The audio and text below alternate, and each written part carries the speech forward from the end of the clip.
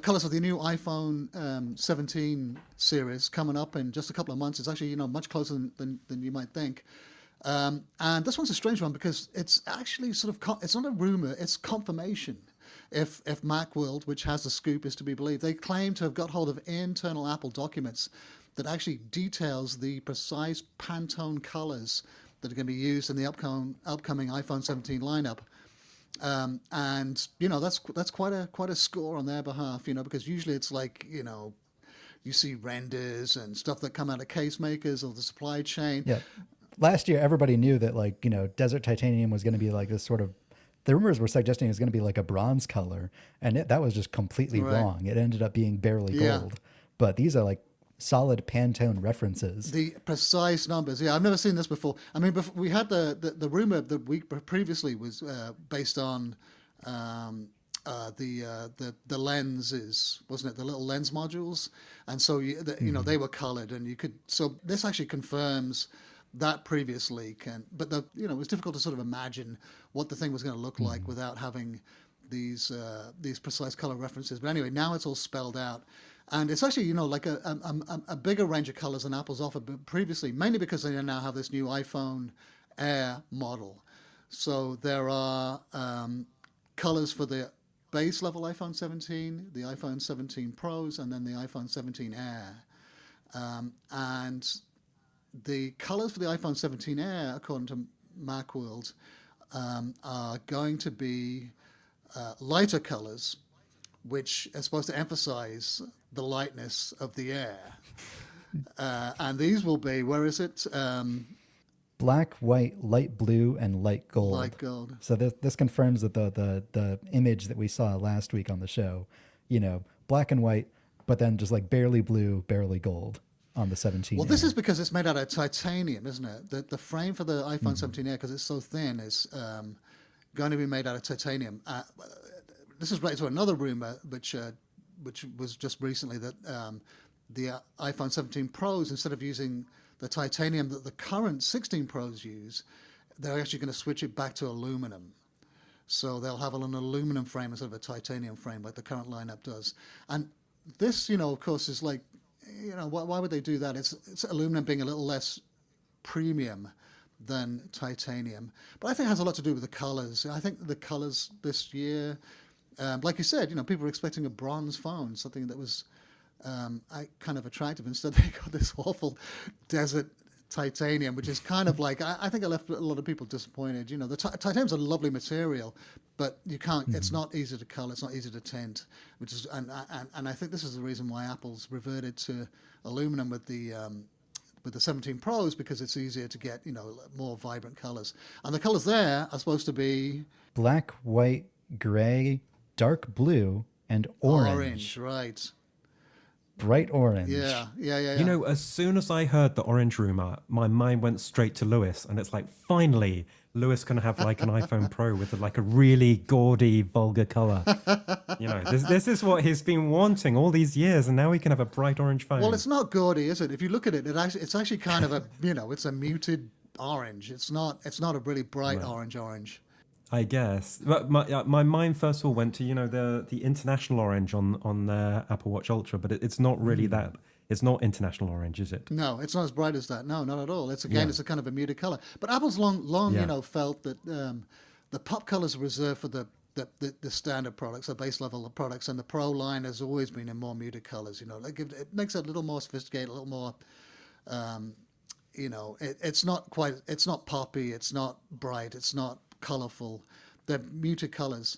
But in some ways, it's always kind of a. It's much more orange than I was expecting. Like it's pretty vibrant. It is maybe orange. I've just had my expectations dulled for so many years, but I look at that and I think that is orange right there. Orange. Well, every year people agonize over these decisions. What color am I going to get? And then the first thing they do is they slap it in a case. And you can't see, and you never get to see what color it is anyway. And people ask me what color my iPhone was. I literally have to go look at it to tell you. I've forgotten.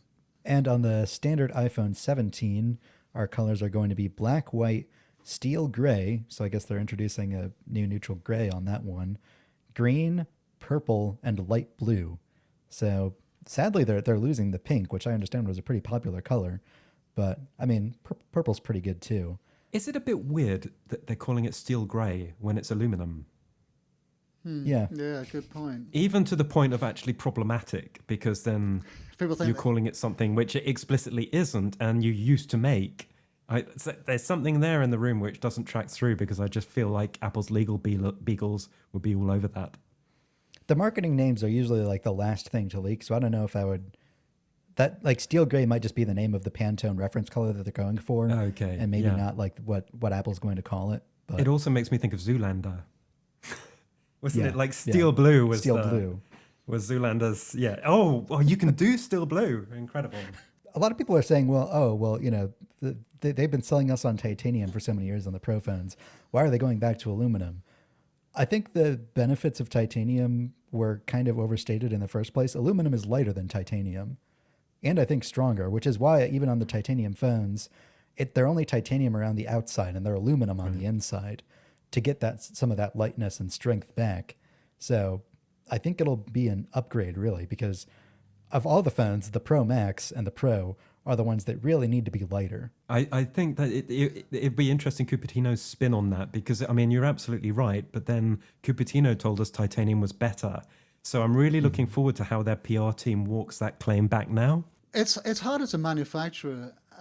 It's much harder to work with, and I'm not really sure that there's that much of a lightness premium. I mean, I only know about titanium and aluminum in bicycles, and that titanium bicycles are much nicer than aluminum bicycles, and they aren't that much heavier. And I'm not even sure that there is a difference in weight, because I think you can use a thinner grade of titanium than you can with aluminum because it's stronger. So it kind of balances out, and it's a much nicer material for a bicycle because it's actually quite pliant. So you get aluminum bikes are awful. They're the worst bikes you can buy because they're really jeery. They're extremely harsh and to ride. I hate them.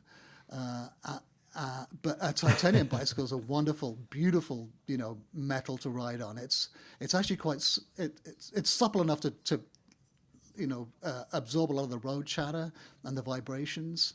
So it's actually a really nice material for a bicycle. For a phone, I don't know. For a phone, I think that I was surprised actually they went with titanium because it's hard to work with as a metal. But they're doing unibody, so they cast the frame, and then of course they cut out everything that they don't need. So there's no issues with as far as I know, with casting and things like that. And the same with the aluminum as well. So maybe the manufacturing is very similar. They're using very similar processes. It's not the first time they've gone from titanium to aluminum, though, is it? Because they had the titanium PowerBook G3. Yeah. G4. Yeah. They're like the first kind of Steve Jobs when he announced the PowerBook G3 with the aluminum enclosure. Sorry, the titanium G4. enclosure. This was before aluminum was a twinkle in Apple's eye at this point, and he said that with this laptop, it was as good as a Sony Vaio, and they combined the sex and the power. And Yeah. I miss that Apple. Can you imagine Apple selling a product now as combining sex and power? Yeah, the way he kept saying this laptop has the sex just was kind of uncomfortable, but It wouldn't fly these days. No, that was one of the first things he said when he came back to Apple. He had this big meeting internally, and he was yelling at everybody. He said, you know what's wrong with this place? The products suck. They've got no sex in them anymore. Yeah. So he brought sexy back to Apple, and he sure did.